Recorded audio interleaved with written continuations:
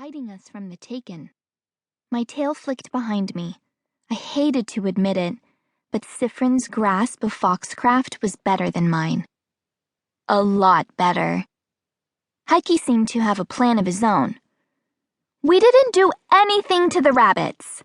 Honestly, we just saw them. If you take a look now, you'll see them too. A great many rabbits crossing in a group.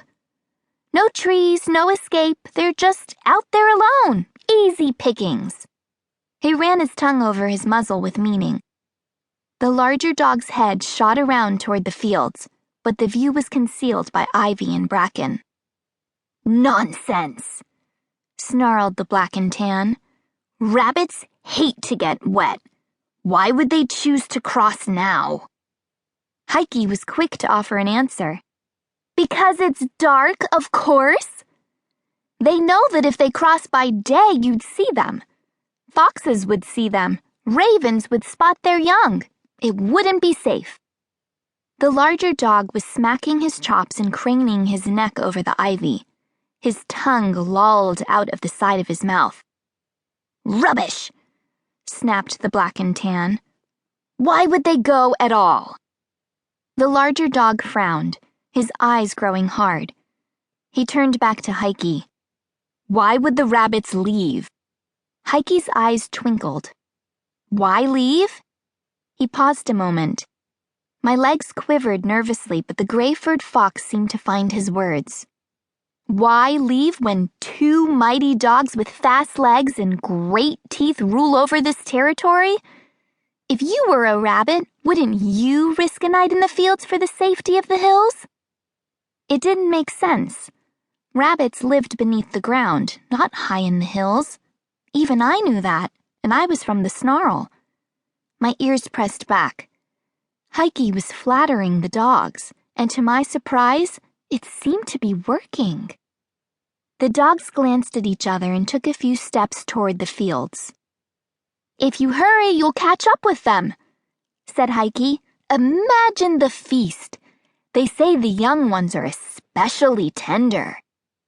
The larger dog was already prowling through the ivy, his thin tail wagging. The smaller dog started after him, but paused, his head whipping round. Stay here, foxes. If you're right about the rabbits, we may be kind enough to let you go. If you're wrong... His lips peeled back to reveal his fangs. I know what I saw, Heike insisted. Trust me, you won't be disappointed.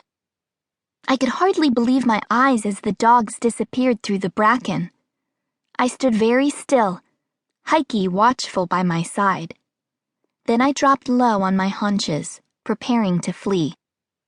This way, urged Heike.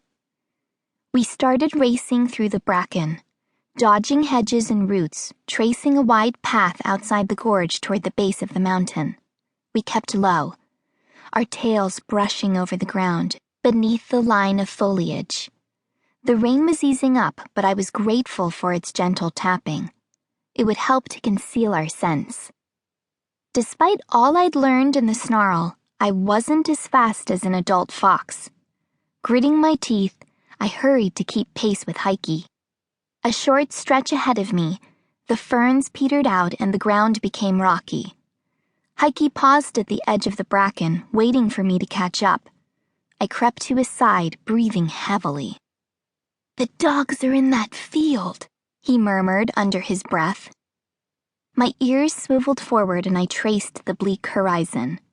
Hills stooped beneath clouds, their outlines faint in the darkness. Before them I could just make out two figures, pacing and snarling in angry loops. A volley of barks burst from the dogs. Those foxes are dead, the larger dog snarled. But we were already far away. In the great snarl, no place was beyond the touch of the bright globes. The whole land hummed with their yellow light. Only here, in the Wildlands, did the night grow as black as a fox's ear tips. In darkness, we passed through a tunnel of ferns and reached the edge of the mountain. We stepped lightly over loose pebbles.